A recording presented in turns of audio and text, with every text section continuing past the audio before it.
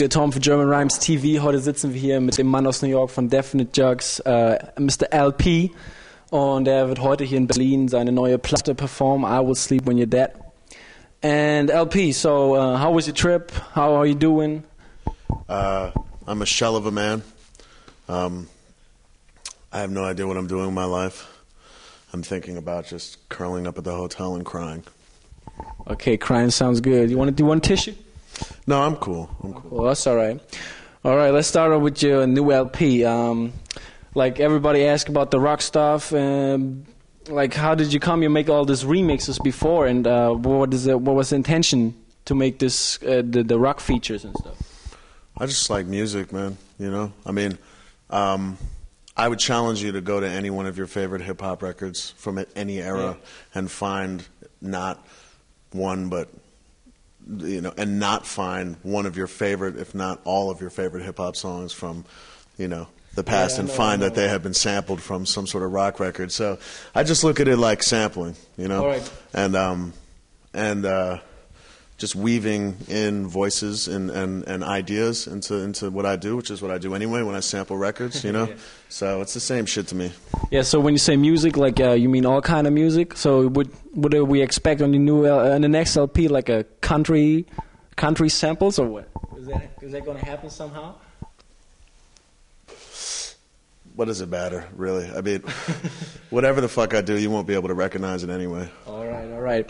I read about the Definite Swim LP, this kind of thing. What is that all about? How did that start? I mean, those the dudes at Cartoon Network, the Adult Swim, are just big hip hop fans, and I know a couple of them, and they're just really interesting, creative guys, and we were looking for a way to give the fans some music, some free music. Yeah, so is it a score, or what is it? No, it's a free album. Yeah, it's just I got the album at home, but I didn't know the background. So yeah, it's basically we just got together with them, and we were like looking for a way to just give the fans some free music, basically. Right. And so we just collaborated with them, and they did a video for me for Flyentology, which is a song I did with Trent Reznor on my album, and we gave them an album basically, and that's it. Just trying to experiment with ways to provide fans with more music. Yeah, I read like in other interviews that the Flyentology song is about you're scared of flying and stuff, and you said something like, when I get into this situation, it makes me think of God sometimes. Is that right? Like, what is religion in your life? Well, I mean, religion is really not anything in my life, but when I think I'm dying, I'm like the most religious person in the world, and that was kind of what the song was about, I found it kind of amusing to I was kind of me laughing at myself to a degree, about the fact that that when I'm walking around here, I feel so smart that I don't. I wasn't raised with God, I wasn't raised with religion, so I don't know. I don't even know how to pray, But when I notice that whenever I'm in a plane, immediately I'm like a fucking minister, and it's pathetic, and I just realize how scared I am of dying. And how quickly I become the most religious person in the world, but only on the plane. And then on the plane. Yeah. So I figured that was my religion, Flyentology. And so the song is kind of like the atheist, prayer. You can play that before you get on a plane, and you'll probably be. You won't be okay. I don't know what'll happen. But.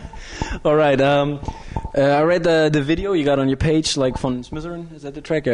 Does it have any video rotation on MTV, BET, or whatever? Fuck no. It's like only online, right? Yeah. I mean, NewYorkTimes.com is the one who premiered it. And I didn't want to make a video for MTV. I figured, fuck it, making videos, making that video that I had in mind, using the imagery that I wanted to use, I couldn't water it down, Yeah, it's pretty rough. It's pretty rough, but I thought it's of the times, and it was a worthwhile thing. Yeah, I think it's got good pictures on it. I really like it. Thank you. And so I figured, fuck it. fuck MTV. I'll just get the living shit kicked out of me. It's much better because I can watch it every time I want to. It's like not I have to wait like every time or vote or something like that. I read on your blog your LP entered the Billboard charts. What do you think about that? I think that it's cool. You know, I mean, it's like number 77 and top 100 in the country, and that's nice. Did you expect that, or? No, I don't expect anything. But I think that what it means is that there's still a market out there for what people think are good albums. You know, and even if you're not, you know, spending $1 million promoting it, that if you put your heart into some music, that you know, there's a chance that people will buy it here and there. But then again, you know, it's nothing that I don't really give a fuck that much about it. But it's nice to know that we're not, you know, pathetic. How many CDs do you have to sell to get to this position? I think we did about, in America, I mean, we're the number was like number 6 indie in the whole country, and then number 77 of all records. Not that many. It's, you know, at this point it was like, I don't know, 15,000, 20,000 first week or something, you know, total, which is a lot for an independent label, you know. But you know, the luckily for us, the music industry is such shit right now that it's much easier to chart. Yeah. All right. I read about a couple of false starts you had with the LP. Like, what happened to those? Well, I mean, you know, I was just trying to start the album when I could, but I still had projects I had to do, like the Cage record and the Mr. Liff album. Because it was long, did you take it? I took my time, so I figured whenever I could, I would kind of just start, you know, crafting, because I put a lot of work into my records. It doesn't make any sense for me, you know. It made sense for me to just try and start to map some ideas out, you know. You still have those false starts, or like did you throw that? Well, what I meant by false starts are sort of, you know, beginning to attempt to make my record and coming up with some ideas, but then having to stop and work on other people's stuff. Oh, all right. Yeah. I thought like you had like false starts or worse records you just put in a safe somewhere where nobody can hear it, and someday you put out LP's worst records or something. I have that too. Yeah, that too.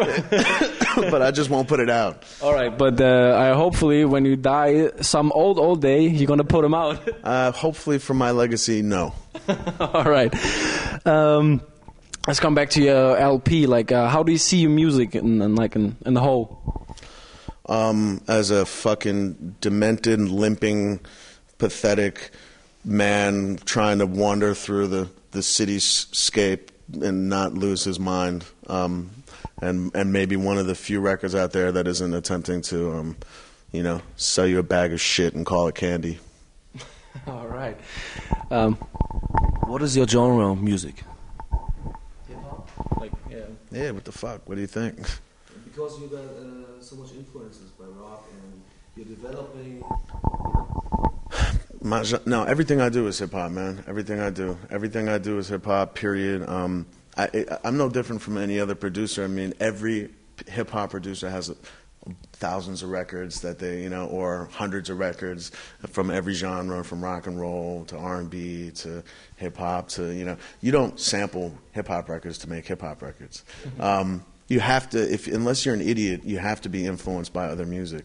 You have to find interesting things in other types of music in order to make hip-hop, because what hip-hop is the convergence of other people's music and styles and ideas, and we tear things out of it, little chunks, and we rearrange them on the table and make it ours. But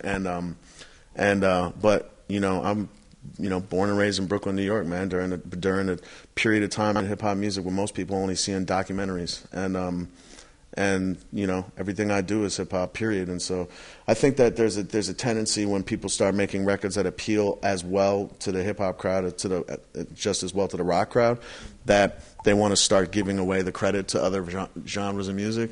But I'm repping this shit, you know what I mean? And I'm trying, you know, anything I do, hopefully will be looked at by the people who don't understand hip hop music as a capability of hip hop music. You know. So you're the hip hop missionary. Not a missionary, no. I'm just kind of like it. You know, you bring out the hip hop culture to other genres, I would say. Well, I mean, you know, I just make music. Right. And I let everyone else scramble and run around and decide what the fuck it means, because I don't know.